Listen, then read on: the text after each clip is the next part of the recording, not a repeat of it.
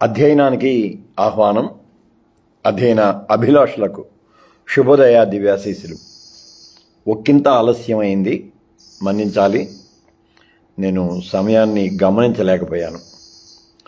యోహాను సువార్త తొలి అధ్యాయం 14వ వచనాన్ని మనం అనేక దినాలుగా విశ్లేషణ చేసుకుంటూ వస్తున్నాం. ఎందుకంటే అది చాలా ప్రాముఖ్యమైన అంశం కనుక. మళ్ళీ ఆ ఒకే వాక్యాన్ని అనేక అనుబంధ విశ్వాసాలతో, ఆలోచనలతో సమ్మిళితం చేసి అధ్యయనం చేసుకుంటూ వస్తున్నాం. దేవమానవ సంబంధ భావనను గురించి మనం చెప్పుకున్నాం.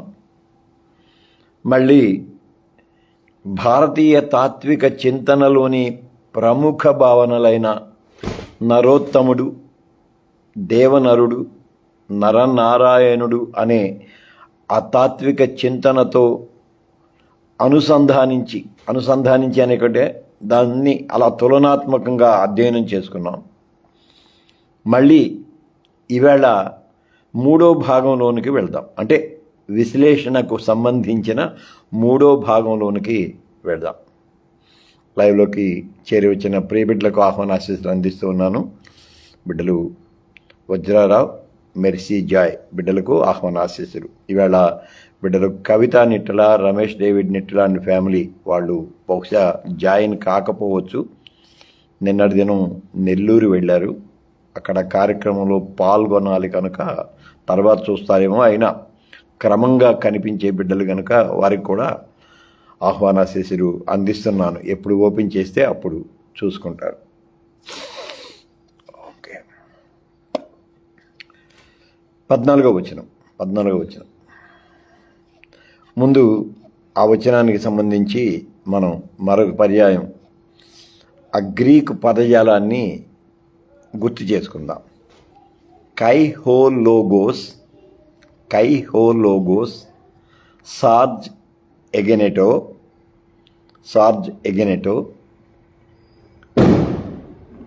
కై ఎస్కేనోసెన్, ఏన్ హేమీన్. ఇది ఇంగ్లీష్లో మనకి చాలా చక్కగా ఉంటుంది. In the beginning was the word అనే మాట. తెలుగులో వాక్యము శరీరధారి అయి కృపాసత్య సంపూర్ణుడిగా మన మధ్య నివసించెను అని ఉంటుంది. మనమైతే అధ్యయనంలో దాన్ని లోగోస్ మాంసమయ్యాడు, మన మధ్య గుడారం వేసుకున్నాడు అని అధ్యయనంలో మనం దాన్ని తర్జుమా చేసుకున్నాం. లోగోస్ మాంసమయ్యాడు, మన మధ్య గుడారం వేసుకున్నాడు. దీన్ని ఇప్పుడు మనం 3వ విశ్లేషణ కోణంలో మరొక 3 చింతనలతో దీన్ని ముడిపెట్టి మనం విశ్లేషించుకుందాం. మొదటిది మనందరికీ చిరపరిచితమైన మన భారతీయ అవతార సిద్ధాంతం. అవతరణ అంటల్లా, మన భారతీయ అవతార సిద్ధాంతం. రెండోది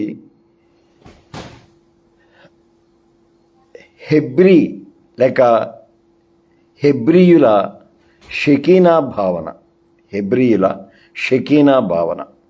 అది హెబ్రీయులదే కాదు, క్రైస్తవులు కూడా ఆ షకీనా భావనని పరంపరగా తెస్తూ ఉంటారు.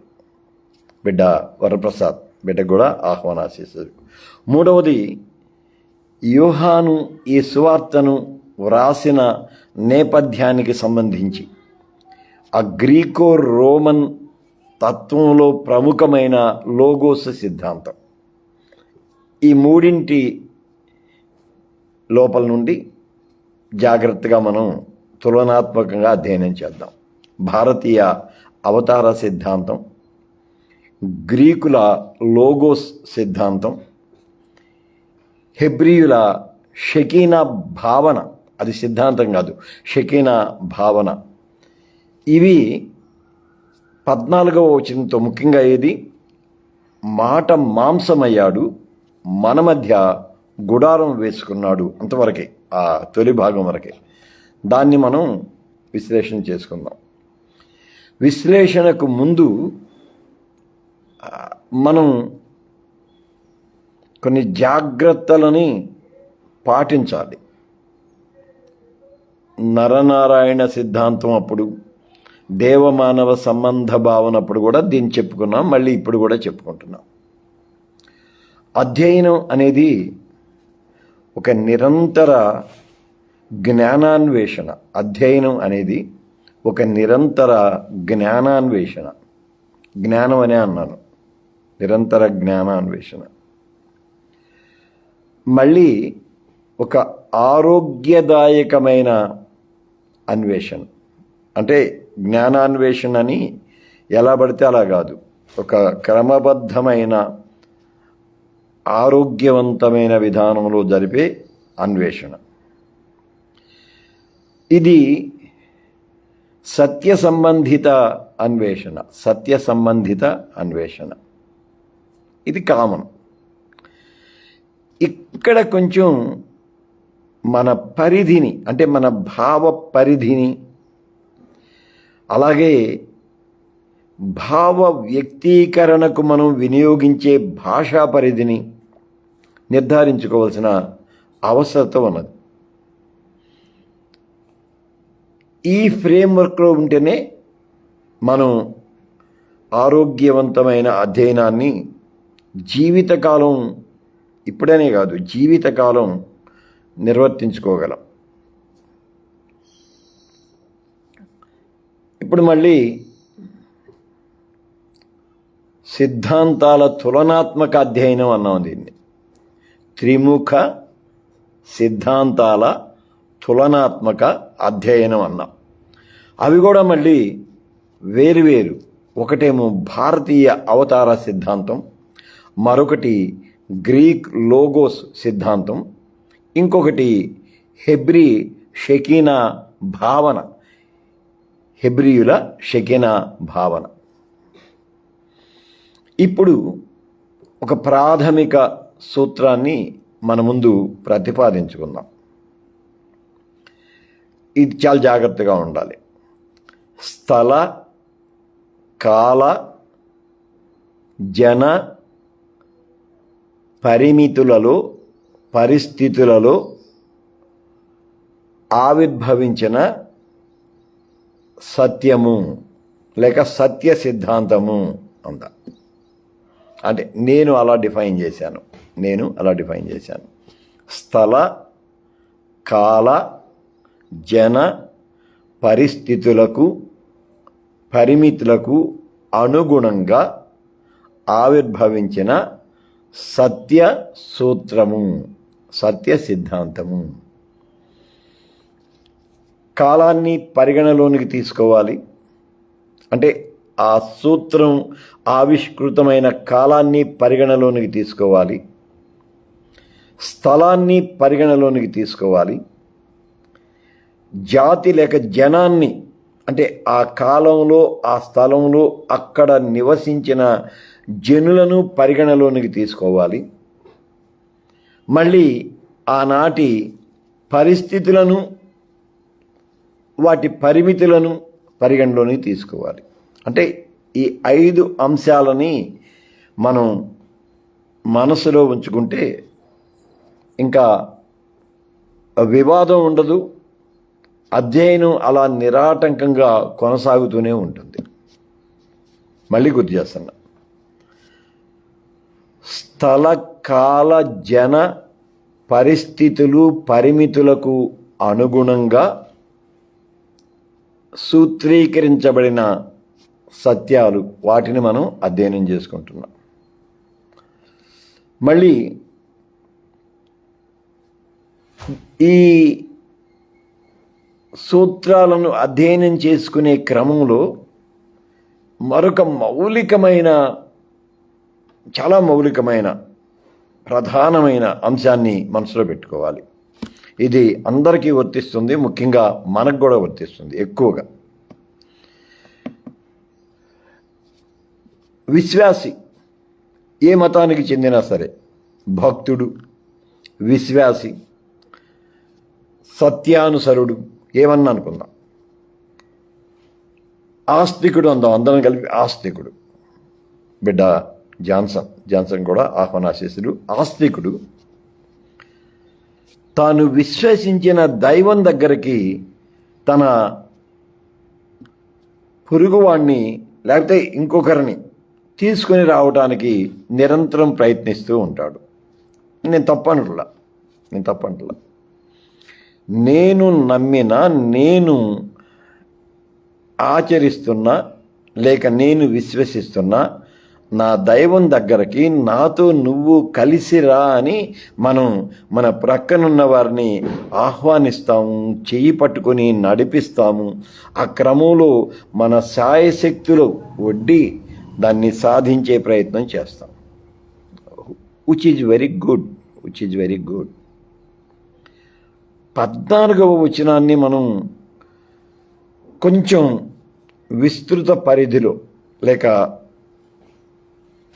మంచి భావజాలంతో ఆలోచన చేస్తే,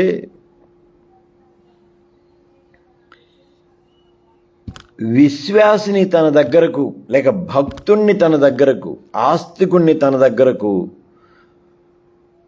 ఇంకొకరు తేవాలి లేకపోతే వారే రావాలి అనే భావన ధ్వనించదు. అక్కడేం ధ్వనిస్తుందంటే, నేను, ఇది సత్యస్వరూపుడనైన నేను, సర్వాంతర్యామినైన నేను నీ దగ్గరకు వస్తాను, మీ దగ్గరకు వస్తాను. అంటే దగ్గరతనం అనేది ఏంటో, అసలు దగ్గరకు రావడం, సన్నిధి సామీప్యత ఇక్కడ చాలా స్పష్టంగా చెబుతాడు. మనం కూడా అంతే. నేను నమ్మిన నా దైవం దగ్గరికి నా సహవ్యక్తులను తీసుకొని వెళ్ళాలి అనే ఒక ప్రగాఢమైన తపన. నేను దాన్ని తప్పుపట్టంలా, కానీ అతని దగ్గరికి నా దైవాన్ని లేక ఆ దేవతత్వాన్ని ఎలా తీసుకొని వెళ్ళాలి, అది it is a great challenge. మళ్ళీ తీసుకొని వచ్చిన తర్వాత ఇది కొంచెం కష్టమైన విశ్లేషణ నేను చెప్పేది. కష్టమైన మాట విశ్లేషణ అంటే it is purely my personal experience and opinion. అది బిడ్డలు నాగార్జున, తర్వాత మా యూపీఎఫ్ ఆస్థాన కెమెరామెన్ బిడ్డ వెంకట్ బిడ్డలు కూడా ఆహ్వానాశీస్సులు అందిస్తున్నాను.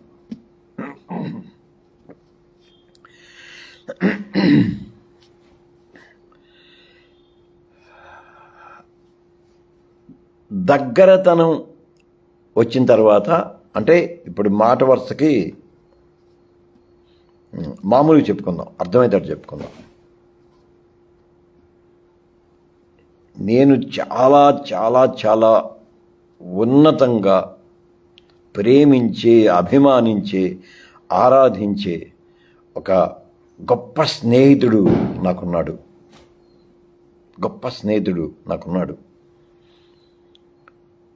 నన్ను కలవటానికి వచ్చాడు. నేను ఆ స్నేహితుణ్ణి, బిడ్డ వజ్రారావు కూడా ఆహ్వానాశిస్సుడు, ఆ స్నేహితుణ్ణి పరిచయం చేయటానికి నీ దగ్గరికి తీసుకొని వచ్చాను. మీ అందరి దగ్గరికి, మీరున్నారే ఒక్కొక్కరి దగ్గరికి, బిడ్డ మెరిసి జాయ్ దగ్గరికి, వజ్రారావు దగ్గరికి, వరప్రసాద్ దగ్గరికి, నాగార్జున దగ్గరికి, వెంకట్ దగ్గరికి, మీ దగ్గరికి తీసుకొచ్చాను. నేను ఫోన్ చేసి మిమ్మల్ని పిలవలా. మా ఫౌండింగ్ కమిటీ మెంబర్ రెబ్బా కూడా ఆహ్వానం. వరప్రసాద్ నా బెస్ట్ ఫ్రెండ్ వచ్చాడరా, నీకు ఇంట్రొడ్యూస్ చేస్తాను రా అని నేను పిలవలా. నేనే నా బెస్ట్ ఫ్రెండ్ని వెంటబెట్టుకొని వరప్రసాద్ దగ్గరికి వెళ్ళాను. నేనే తీసుకొని వెళ్ళాను వరప్రసాద్ దగ్గరికి. చాలా జాగ్రత్తగా, అంటే ఈ ఇలస్ట్రేషన్ని జాగ్రత్తగా నేను కూడా చెప్పడానికి ట్రై చేస్తున్నాను. వెళ్ళిన తర్వాత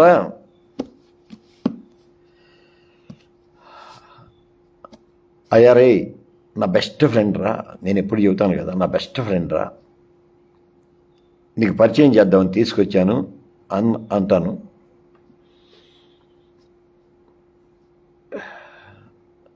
వీళ్ళిద్దరిలో ఎవరు ముందు గుడ్ మార్నింగ్ అంటారో మనకు తెలియదు. అంటే ఇప్పుడు ఆ సన్నివేశంలోకి వెళ్దాం మనం.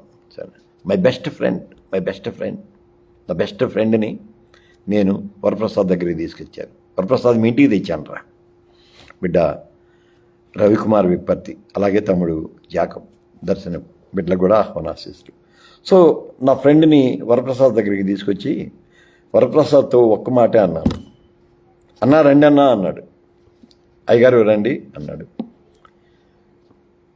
వెంటనే నేనేమన్నా అంటే, వరప్రసాద్ అరే నా బెస్ట్ ఫ్రెండ్ రా, నీకు పరిచయం చేద్దామని చెప్పి తీసుకొచ్చాను రా అని అంటాను. నా ఫ్రెండ్ గుడ్ మార్నింగ్ బ్రదర్ అంటాడో, లేకపోతే వరప్రసాద్ గుడ్ మార్నింగ్ అయ్యగారు అంటే, గుడ్ మార్నింగ్ అంటే నాకు అలవాటు, వందనాలని లేకపోతే ప్రైజ్ లాడని ఏదన్నా కానీ సంబోధన, మర్నాథ అని ఎవరు ముందంటారో మనం చెప్పలేం.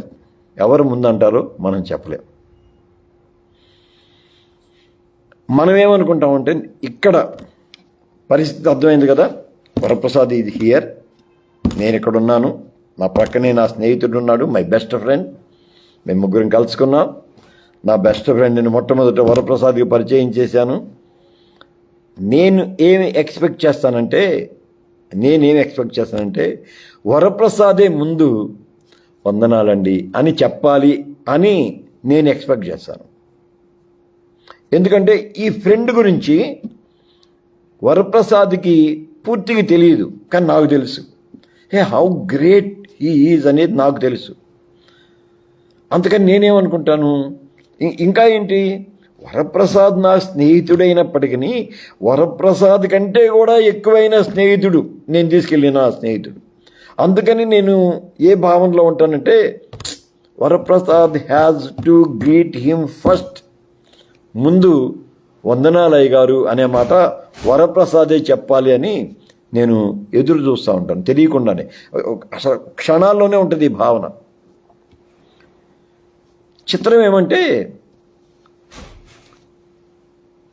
వందనాలండి అని నా ఫ్రెండ్ వరప్రసాద్ని పలకరించాడు అనుకో, it is a shock to me literally. నాకు అదొక దిగ్భ్రాంతికరమైన ఒక కుదుపు లాంటి పరిస్థితి.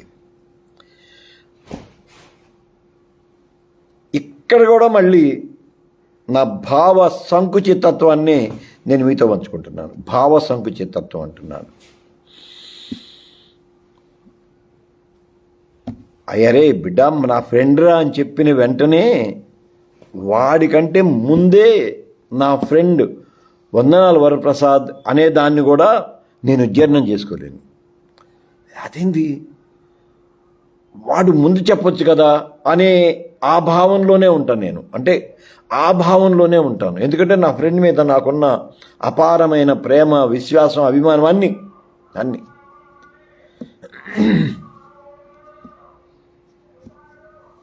ఇది పరవిశ్వాసాలను, ఇతర విశ్వాసాలను, సహ విశ్వాసాలను అధ్యయనం చేసే క్రమంలో మనం నేర్చుకోవాల్సిన ఒక మెళుకువ అని నేను అంటాను. 14వ వచనం 1:14 ఉంది, అది అలాగే చెప్పింది. లోగోస్ మాంసమయ్యాడు, మన మధ్య గుడారం వేసుకున్నాడు.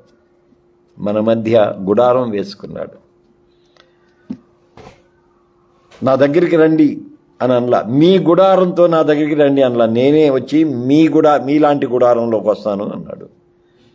వచ్చి పలకరించాడు. అంటే ఆయనే ముందుగా పలకరించాడు.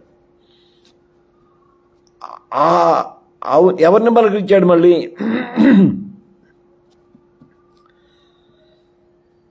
నేనేమనుకుంటున్నాను, అరే వరప్రసాద్ బిడ్డ, దీనికోసం చెబుతున్నాను రా, అంటే అధ్యయనం కోసం చెబుతున్నాను. నేనేమనుకుంటా అంటే my friend is greater than Varaprasad, that is my feeling. ఎందుకంటే వరప్రసాద్ నా స్నేహితుడే, వాడు నా బిడ్డే, నాకు మంచి ఆతిథ్యం ఇస్తాడు, అన్నీ చేస్తాడు. కానీ నేనేమనుకుంటా అంటే వరప్రసాద్ కంటే కూడా నా ఫ్రెండ్ ఇంకా గొప్పవాడు అని అనుకుంటాను. కానీ వరప్రసాద్ నాకంటే ఎక్కువగా నా ఫ్రెండ్ని గౌరవించాలి అని కూడా నేను కోరుకుంటాను. ఒక్కసారి దిగ్భ్రాంతికరమైన పరిస్థితి ఏమైందంటే, వరప్రసాద్ని పరిచయం చేసిన క్షణం కూడా గడకు ముందే వరప్రసాద్ అంటే ఎవరో తెలియకపోయినా వందనాలు బ్రదర్ అన్నాడు నా ఫ్రెండ్. అక్కడ మళ్ళీ చెబితేనే దానికి కూడా ఏంరా నువ్వు ముందు చెప్పొచ్చుగా, ఎందుకు వాడు ముందు చెప్పలేదు అని మనసు ఎక్కడో ఒక చోట ఇదవుతూ ఉంటుంది. ఇంకా అక్కడ వరప్రసాద్ ఫీలింగ్ నాకు తెలియదు. ఎందుకు ఇంతసేపు ఇదే మాట పదే పదే పదే చెబుతూ ఉన్నానంటే, వాక్యము శరీరధారి అయి కృపా సత్య సంపూర్ణునిగా మన మధ్య నివసించెను.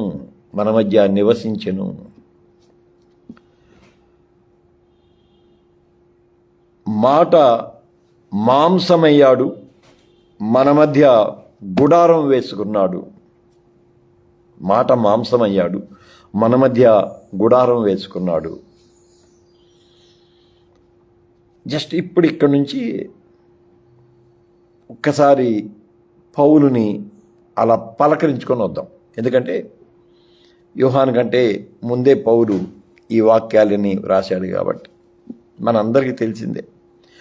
ఆయన తండ్రితో ఉండుట విడిచిపెట్టకూడని భాగ్యమని ఎంచుకొనక తనను తాను రిక్తునిగా చేసుకునిను, తనను తాను తగ్గించుకుని మరణమగుదంతగా తగ్గించుకొని మన మధ్యకు దిగి వచ్చాను. అది గుడారం వేసుకోవటం. ఓకే, ఇక్కడికి ఆపేద్దాం. ఎందుకంటే మనం ఎందుకు ఇది చెబుతున్నానంటే మళ్ళీ ముందుకు వస్తున్నాం. స్థల కాల జన పరిస్థితులకు పరిమితులకు అనుగుణంగా ఆవిష్కృతమైన సత్య సూత్రాలు ఉంటాయే, అవి సిద్ధాంతాలు.